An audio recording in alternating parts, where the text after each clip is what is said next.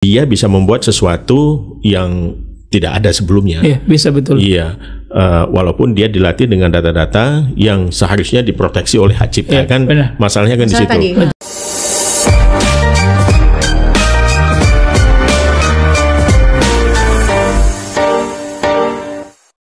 Yang pertama kita urus itu ada dua. Pertama tata kelola dengan etika, gitu.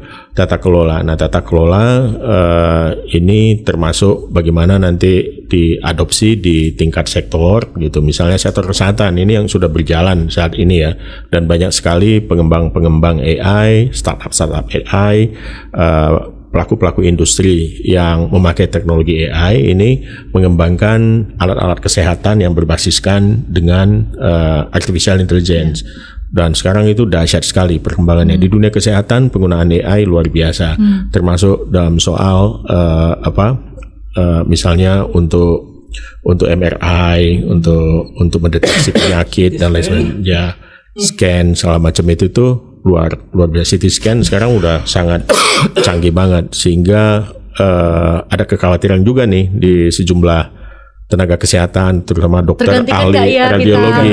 Kalau ahli radiologi sepertinya sangat terancam gitu ya. Betul. Karena mesin scan sekarang ya Pak ya, itu udah data yang men-training dia itu udah jutaan gitu. Jadi begitu keluar hasilnya itu pembacaannya udah bisa dilakukan oleh mesin precise. Jadi sekarang dokter radiologi itu tinggal membaca, melihat gitu, kemudian kalau dia setuju dia tinggal tanda tangan. Kalau dia masih melihat oh ini ada sedikit yang perlu pertanyaan, nah dia mungkin akan melakukan reassess terhadap hasil. Kalau enggak udah tanda tangan aja gitu. Jadi sudah sedemikian canggihnya gitu ya, dan juga tingkat akurasinya makin tinggi. Jadi ya 98% akurasinya. Data latihnya itu ya. Data latihnya karena jutaan gitu ya, jutaan bahkan miliaran mungkin gitu. Jadi makin banyak datanya makin pinter dia, makin akurat gitu. Nah, jadi lalu kemudian kita atur etikanya. Etika AI ini di situ soal akuntabilitas, soal transparansi. Misal seperti tadi penggunaan video itu ya. Banyak orang terkecoh kan. Sekarang ini untuk generative AI, untuk video aja itu kalau kita pakai satu software yang berbasiskan dengan AI, ada juga bahkan aplikasi kayak Google mengeluarkan Google Veo 3 Veo 3 sekarang. Dengan aksen yang sangat itu luar biasa ya, termasuk juga menghasilkan videonya itu menurut saya sih sudah super realistik. Jadi sekarang tuh memang trennya super realistik semua, video, foto, sama seperti tadi itu dia bisa mengenerate dan menenactment kembali bagaimana California di tahun-tahun abad perburuan emas, tahun zaman Wild West waktu itu, dan itu secara persis kita bisa lihat ininya, karena memang ada banyak foto yang dihasilkan di masa-masa itu ya AI ini cuma generate. Nah, yang menariknya begini, tadi saya jadi tersentil juga soal hak cipta itu Pak Razuli ya. Memang ini kan mesin yang bekerja gitu. Sementara hukum kita mendekati soal ini, mesin bukan objek hukum kan gitu. Ya kan, selalu bukan saja subjek hukum. Bukan subjek hukum. Dan selalu harus ada unsur manusianya di situ gitu. Nah, tapi kreativitas yang dibuat oleh mesin ini semakin lama makin canggih, makin canggih gitu. Ini dia bisa membuat sesuatu yang tidak ada sebelumnya. Iya, bisa betul. Iya, walaupun dia dilatih dengan data-data yang seharusnya diproteksi oleh hak cipta, kan masalahnya kan di situ. Jadi sampai sekarang hasil dari karya AI ini tidak bisa diklaim punya hak cipta.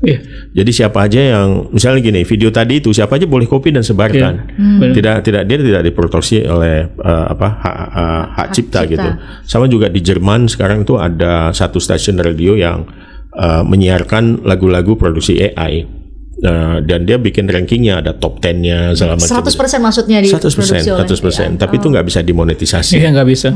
Nggak bisa dimonetisasi karena ya nggak ada hak ciptanya juga. Itu orang bisa copy itu saja bisa menggunakan tanpa kemudian ada performing rights. Sebenarnya dia bisa, tapi tadi yang saya bilang ada kontribusi kreatif. Jadi setelah dia keluar, dia ubah lagi, dia masukkan lagi prompt. Jadi bukan cuma sekali datang kemudian langsung. Dia ada intervensi dari dia berkali-kali kontribusi, kemudian dia lahirkan itu. Tapi satu hal juga yang perlu diingat ada bahwa walaupun dia bisa bekerja sendiri untuk menghasilkan sesuatu, pengawasan dari manusia tetap harus ada. Karena dia bisa jadi bias atau bahkan halusinasi. Atau melakukan kesalahan itu bisa betul, jadi harus kesalahan. ada pengawasan. Makanya ketika dia mengeluarkan sesuatu perlu divalidasi. Apakah ini diverifikasi? Apakah ini sebenarnya sesungguhnya benar atau enggak? Tiba-tiba karena dia pasti akan tidak pernah ChatGPT atau Gemini dia bilang saya nggak jawab, pasti dia jawab walaupun kemudian dia salah ya. Iya, bahasa kita atau ngarang loh. Ngarang atau menghayal loh, mungkin bahasa kita kayak gitu. Ya karena dia kemungkinan besar kualitas daripada data latihnya ya memang tidak terlalu bagus ya, atau data latihnya sudah tidak mengikuti perkembangan di era terkini. Ya makanya tetap juga harus data latih itu di refresh. Tidak bisa dia kemudian dibiarkan begitu saja. Nih yang Pak Nezar bilang tadi ya, bahwa SDM juga menjadi faktor yang perlu untuk beri perhatian oleh negara. Gitu ya. Benar. Betul. Ya yang paling penting menurut saya sih talent ya, digital talent. Jadi AI talent ini kita memang butuh sekali. Indonesia seberapa siap? Indonesia, kita banyak anak-anak muda kita dan juga para ekspor kita yang mendalami AI itu banyak gitu.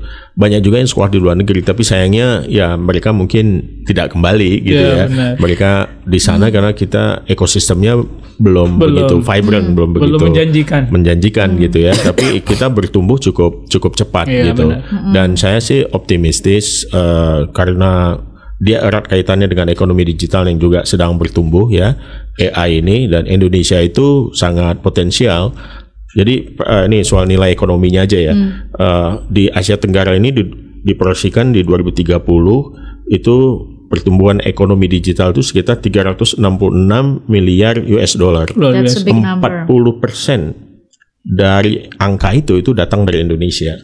Nah, jadi itu satu angka yang cukup besar dan proyeksi ini akan terjadi kalau kita memang siap secara digital talent itu. Dan dengan digital talent masalah-masalah keterbatasan yang ada di AI itu juga bisa dipecahkan. Misalnya dengan Cina dengan menemukan DeepSeek itu, dia menggunakan GPU yang cuma 1/10 dari apa yang dilakukan oleh ChatGPT gitu kan.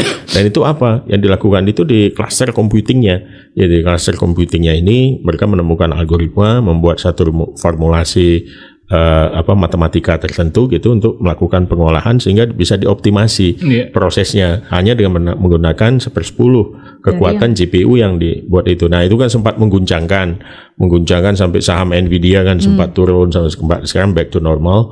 Tapi itu pukulan-pukulan seperti itu akan banyak dan persaingan di sektor itu akan makin kencang. Di peta jalan yang tengah disiapkan saat ini termasuk di dalamnya apakah dicanangkan ada apapun nanti nomenklaturnya, lembaga yang khusus mengawasi, khusus mengurusi mengenai AI. Misalnya kalau di Singapura kan ada AI Verify gitu ya, lembaga-lembaga seperti itu yang tadi Pak Nezar bilang menjadi benchmark kita juga dalam menyusun regulasi, terutama peta jalan yang nggak hanya regulasi tapi persoalan kebijakan. Ya, kita juga sedang menimbang itu, harus ada semacam satu badan yang memang kita serahkan gitu ya, semacam otoritas yang memikirkan, mengembangkan, mengawasi, memberikan arah gitu terhadap pengembangan AI. Dan ini lazim dilakukan di banyak negara belakangan ini. Ada yang namanya AI Safety Institute misalnya gitu. Terus di Malaysia mereka membuat Malaysia National AI Office gitu. Jadi ini